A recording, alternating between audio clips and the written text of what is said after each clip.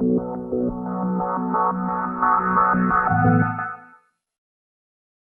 ingeniero Ricardo Pacheco e hice las pasantías durante 15 días laborales.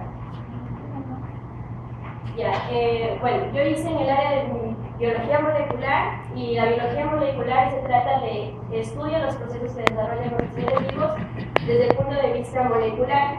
Es decir, básicamente estudia el ADN, las proteínas, los genes, y todo lo que conlleva eso. Entonces es muy importante este estudio porque es aplicable para clonaciones, en la genética, en la biotecnología, para soluciones ambientales, en la industria alimenticia, en la medicina, en muchísimos más campos, y es un campo bien grande porque aún hay investigaciones muy interesantes sobre el tema. Entonces mis objetivos con los que vine acá fue de adquirir destrezas en el área de la biología molecular, aprender los equipos que se utilizan en el área y conocer las investigaciones que en Ecuador se realizan muy pocos, y Brasil es uno de los lugares donde investigaciones se realizan. Dentro de las actividades que realicé fueron el primer día en las buenas prácticas de laboratorio, realicé la extracción de ADN de ácidos nucleicos, la cuantificación de los ácidos nucleicos, electroforesis y PCR. Entonces, las buenas prácticas de laboratorio, el primer día me entregaron un folleto en donde tenía que informarme sobre las normas básicas de seguridad del laboratorio, cuál es la conducta, cuál es la vestimenta, la limpieza del material, la seguridad de equipos, del manejo de productos químicos, residuos peligrosos, y bueno, apliqué algunas de esas cosas en todas las actividades que realicé. Fue como utilizar guantes de nitrilo, guantes de aislantes térmicos, el manejo correcto del nitrógeno líquido. Utilizamos también algunos compuestos mutagénicos y tóxicos. Entonces, igual dentro de cada actividad que realicé explicaré las buenas prácticas del laboratorio que las apliqué. Entonces, la segunda actividad que realicé fue la extracción de ADN. Entonces, la extracción de ácidos nucleicos consiste en obtener exclusivamente ADN o ARN purificado para estudios posteriores, como el de PCR, clonaciones, electroforesis, etc. Entonces, la extracción de ácidos nucleicos, de manera general, se basa en 3 etapas, que es una homogenización, en donde se trituran las muestras, y el objetivo es obtener, bueno, en este caso hicimos trituración de hojas de banano, y el objetivo era obtener un polvito de la hoja, y se veía utilizar nitrógeno líquido para conservar los ácidos nucleicos. Luego el diálisis celular, que es romper las membranas celulares, nucleares, con el objetivo de liberar estos ácidos nucleicos. Y finalmente la separación y la purificación, con el fin de obtener exclusivamente ARN y ADN. Entonces, el protocolo consiste en, tanto en ARN y ADN son similares. Consiste, entonces, en la homogenización, como expliqué, el nitrógeno líquido, se utilizó el mortero, el pistilo, y en el tiempo que yo estuve, triturábamos hojas de banano. Entonces, para el análisis celular se utiliza un buffer de extracción, que cada uno de esos compuestos van a generar algún efecto, como liberar el cromosoma, el tris, que va a ser un amortiguador para mantener el pH estable, y así mantener el ADN o el ARN estable. El PVP, que van a formar complejos, y van a proteger el ADN que ya se extrajo. El ETA, que va a atrapar metales, va a aislar los metales, también se utilizó la proteína acá para eliminar proteínas que pueden degradar el ADN o el ARN. Y como último paso fue la separación y purificación, que se utilizó cloroformo, fenol, etanol e isopropanol. Entonces, el cloroformo y el fenol, ya una vez toda una mezcla, rotos membrana y todo eso, lo que hacía el cloroformo y el fenol era separar eso en partes. Entonces, como podemos ver en un gráfico de ahí, el fenol que se encontraba abajo contenía la parte orgánica, las proteínas, las membranas sueltas. En la tercera fase, la más chiquita, la interfase, contenía el ADN, y en la fase más clara estaba la presencia del ARN, en este caso es el protocolo para el ARN.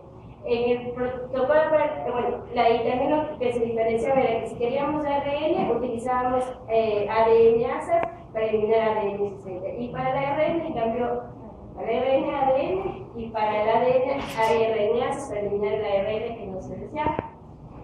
Y entonces, mi tercera actividad fue, una vez extraído los ácidos nucleicos, fue cuantificarlos. Se utilizaba un espectrofotómetro, se utilizaba una placa con pequeños pocillos, y primero se limpiaba la placa, se utilizaba un blando, que en el caso del ADN era agua, y en el caso del ARN era agua con TPC para eliminar las RNAs.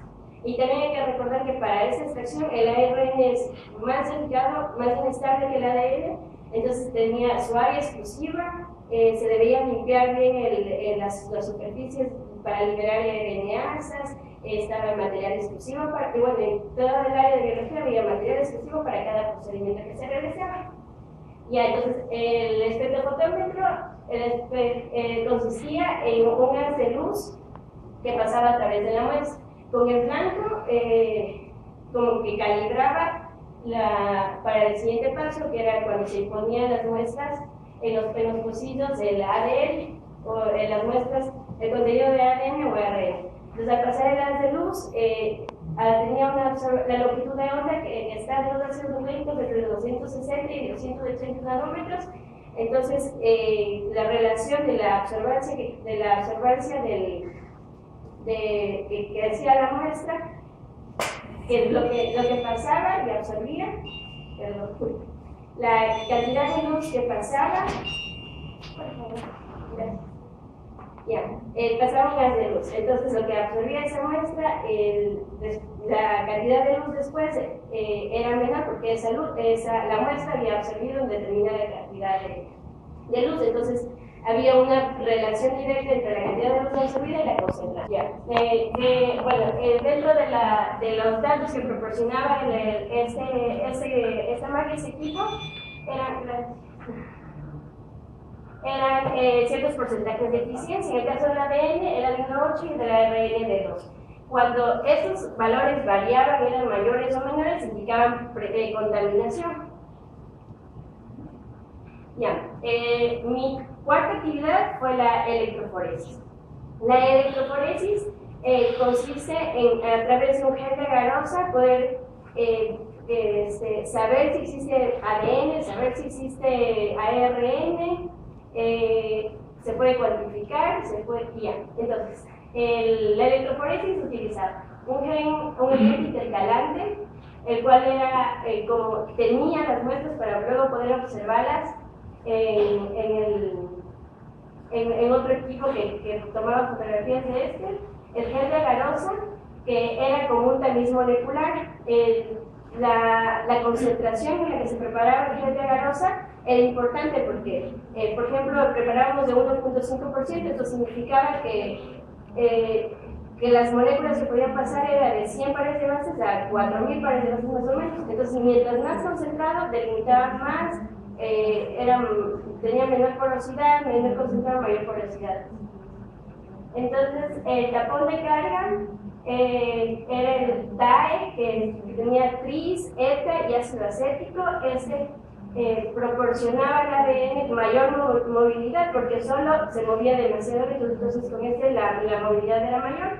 Y un marcador que se inyectaba en los pocillos, en los primeros pocillos, de los extremos, y nos iba a guiar más o menos de lo que se esperaba ver con nuestras muestras. Y entonces el equipo que se utilizaba luego para analizar, para una fotodocumentación, era el transiluminador. Entonces producía iluminaba con luz UV. Entonces el bromuro de etilo o el Cyber Safe que se utilizaba permitía que se marquen el ADN o el ARN que se estaba expresando. Entonces se digitalizaba en el sistema GEPTOR y mediante utilizando ese programa, corrigiendo la cantidad de luz y todo eso, podíamos obtener imágenes como esa. Entonces nos indicaba por las bandas cuál era, dónde estaba el cuerpo de ADN, dónde estaba el ARN, si existía o no existía. Y finalmente realicé el PCR, El PCR es un método por el cual se amplifican genes específicos, genes que uno tercer de ADN. Entonces, las tres etapas que consiste el PCR es una desnaturalización, una hibridación y una extensión. En cuanto a la desnaturalización, son varios ciclos. Entonces, en la desnaturalización, la doble hélice de ADN se separaba en dos hélices. En la hibridación actuaban los cebadores o los primers, en donde se colocaban en su puesto, y entonces era como que el inicio para que continúe el siguiente proceso, que era la extensión. En la extensión actuaban los DNTPs que estaban presentes en el medio, y entonces así empezaban, por la acción de la polimerasa de la enzima, empezaban a formarse nuevas cadenas de ADN. Entonces lo que se utilizaba aquí era un primer, polimerasas, DNTPs y el ADN. El primer eran secuencias cortas en donde van a dar el primer paso para que continúen los siguientes pasos. El ADN polimerasa era el que se utilizaba el TAC, que era un ADN polimerasa termoestable, y esta iba a permitir que haya varias reacciones para que se forme el nuevo ADN. Se utilizaban los DNTPs, que son desoxirribonucleósidos, trifosfatos libres, es decir, que contenían adenina, timina, guanina y citosina. Y la importancia de esto era que existan varios, que no existan demasiados, porque luego podía haber contaminación o formarse ADN que uno no quiere. Se necesitaba un PCR buffer que garantizaba que los reactivos actúen, y se utilizaba también iones de magnesio para que forme un complejo soluble y estimular la actividad de la polimerasa. Entonces, se utilizaba un termociclador. Se realizaba toda esa preparación. En el termociclador se indicaba cuáles eran las temperaturas y los tiempos que se requerían. Entonces, se necesitaba primero, para la desnaturalización, temperaturas altas que no dañen el ADN pero que sí lo desnaturalicen. Luego bajaba la temperatura para que los primers actúen, y luego volvía a subir para que empiece la elongación. Y luego se necesitaba bajar la temperatura para que ya exista como una renaturalización y obtener el crecimiento del ADN. Las formaciones son exponenciales, se puede obtener millones de amplificaciones. Entonces, dentro de mis conclusiones son que mejoré mis destrezas en el laboratorio de biología molecular, aumenté mis conocimientos, porque conocía sobre todo estos equipos de manera teórica, muchos no los había visto, se habían mencionado en clases, pero aquí tuve la oportunidad de utilizarlos, y también y conocí sobre las investigaciones que se realizan aquí en Ecuador, en el área. Yo estudio biotecnología ambiental y el área está recién empezando, entonces me gustó muchísimo venir acá, conocer en el área que estábamos, todos los procesos que yo realicé era para un proyecto para determinar la presencia de fusarium en muestras de banano, y también para determinar los genes que se expresan después de la aplicación del guión, y también pude conocer un poco sobre, se realizaron análisis de organismos genéticamente modificados en algunos grupos de comida. Eso no tuve la oportunidad de conocerlo más de cerca, pero me explicaron un poco en qué consiste.